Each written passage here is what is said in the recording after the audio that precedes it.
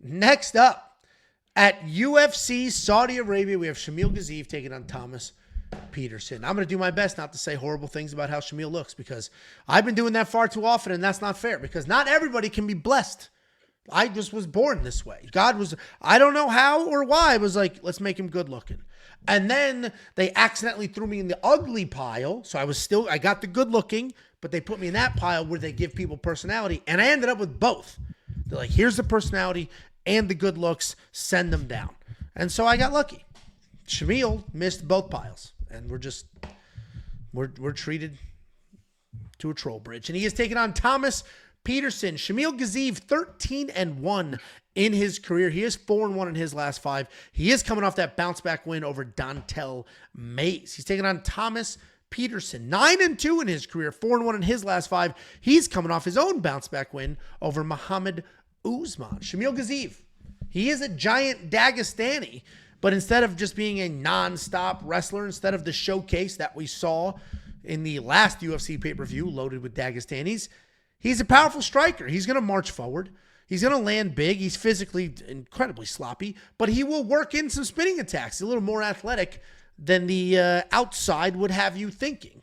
He's had real power. He does have good hands. The striking style is pretty relaxed. There is wrestling in there. The cardio has been inconsistent. A couple fights ago, it didn't exist. Last fight, he did go 15 full minutes. Wasn't a crazy pace.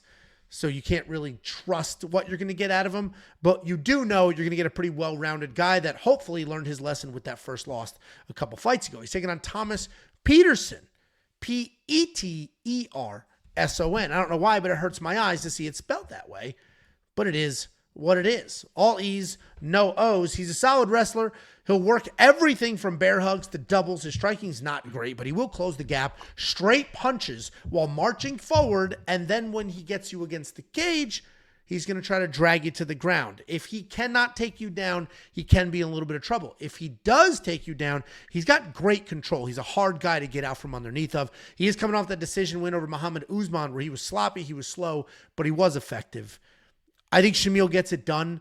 Obviously, there was a bit of fraud checking going on in that fight against Jairzinho Rozenstruik, but if we zoom out and we look at it for what it is, it was a guy in his second ever UFC. They threw him in a fight night main event against the guy that has been tried and true and fought some of the top 10 heavyweights on the planet, and it just was too much too soon, and I assume he has made those adjustments. How we saw him in his last fight.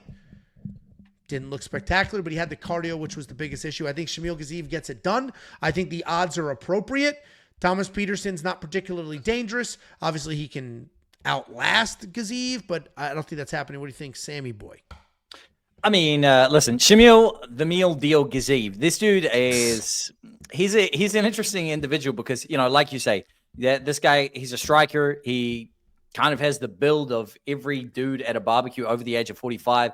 He's taking on Thomas Petersen here. And while, you know, you say the odds are appropriate here, I think that Shamil Gaziev really showed that if things aren't going his way, he doesn't really have a plan B. You know, he doesn't have a plan B. And also, this is heavyweight. All it takes, I think, is for Thomas Petersen to get one single takedown in the first round, and this whole fight's going to flip its odds on the fucking head, because the energy exchange between these big fellas, you know, is if Thomas Petersen gets him down a minute in, gets on top of him, and just rides out the round, Shamil Gaziev is going to be gassed. They're going to be slowed down to the same pace, and the striking advantage that he had is going to be dead in the window. I think, honestly, for me, it's not even dog or pass, because Thomas Petersen has looked lackluster as well, and I would just skip this fight entirely. As far as a pick goes, I think Shamil gets it done as well, but my money's staying absolutely very clear of this fight. Oh, see, I got a little parlay with Shamil in it. Not the safety. Yeah. But what I like to do when I do some of these parlays, obviously the safety parlay is my two most confident picks or bets on the card put together. Whether it's a round line lean, a money line, or both. Slap them together, and I'm like, I trust this. That's not what this is. What I also like to do is, if there's other fighters that I'm very confident in, I'll obviously put them together. I only do 2-leg parlays. I don't like doing 3. 4 is crazy. You people bullied me into 4 at UFC 311, and that didn't work out, and it never does. So I like to stick to 2, maybe 3 if things are crazy. What I did is I took Shamil and another fighter who, when I get there, I'll explain, who should win. I think they win. They should win. I trust them to win, which is why I'm betting on them. But I put them together. Instead of taking risky people and spreading them out and destroying 9 parlays, they only blow themselves up. So I do have Shamil in a little bit of a parlay to try to get some better value, but it's just a 2-legger, and I'll give you the other half when we get there. We have $9,300 in DraftKings Fantasy for Shamil. I will avoid that. I'm going to avoid that because even if I think he wins, which I do, I don't know if he's going to finish Thomas Petersen. Thomas is a guy who can be somewhat durable. He might have his own success wrestling. And this could be like a 29-28 kind of fight where Shamil gave up a round because to Sam's point, he was taken down, couldn't get back up. And Thomas Petersen didn't have much success outside of that. So we have a boring heavyweight slug laying fray. So Shamil's the pick, avoiding DraftKings Fantasy. And let's bring Avery back on because he wanted to talk about Handsome over here. What do you got? First thing I have a question is, how's my feed coming in on your side? Is it super slow, delayed, or anything? No, you're monotone, but other than that, feed's great. Okay, wait, well, okay, all right, cool. Okay, all right, cool. So 2025 UFC, this heavyweight, this is as elite, this is as elite as it gets to specimen right here. But yeah, it's just gonna be a blob off. It's just gonna be who can blob their way to a, I don't know, split decision. I mean, Shamil is That's a decent looking guy. Yeah, for sure. If you're like if you're from the Caucasus, maybe you never seen a man If from you Western live in a mountain. society. Yeah. Well, I mean, yeah, I think Shamil's gonna win. He may take down Petersen maybe once or twice, but I think he's probably just gonna win by decision, holding Thomas Petersen against the cage. And it's in Saudi Arabia, so they're not gonna be quick to break it up. You know how it is. Yeah, but yeah. So yeah, and even if it goes to a close decision, still Shamil should get the nod. I mean, it's heavyweight, unranked heavyweight. It's crazy. Everybody pretty much outside the top 5 is like obese. I just don't get it.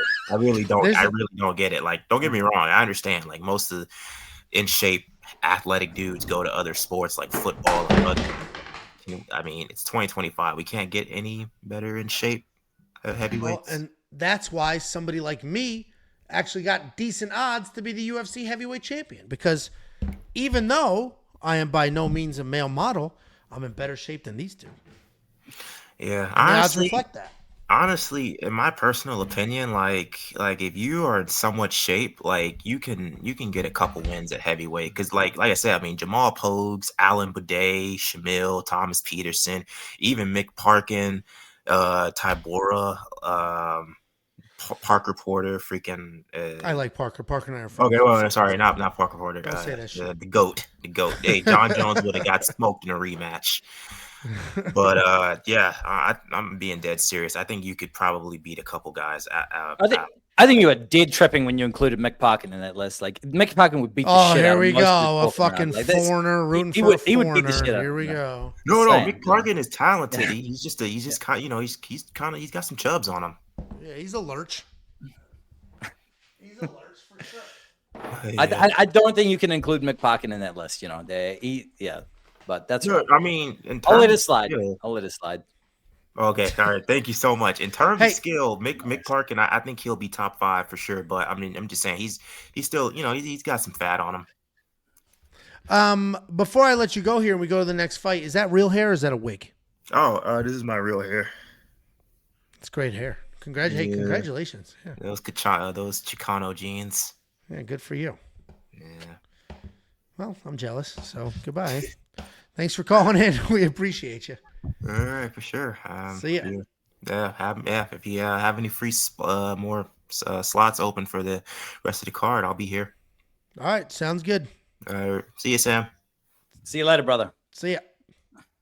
If you do want to become a premium member, support the cause and everything we got going on, WeWantPicks.com. Click Become a Member at the top. Not only do you get all the picks, the bets, the tools, and everything else, occasionally you get to call into this show and join us while breaking these fights down. WeWantPicks.com. It's freaking $10.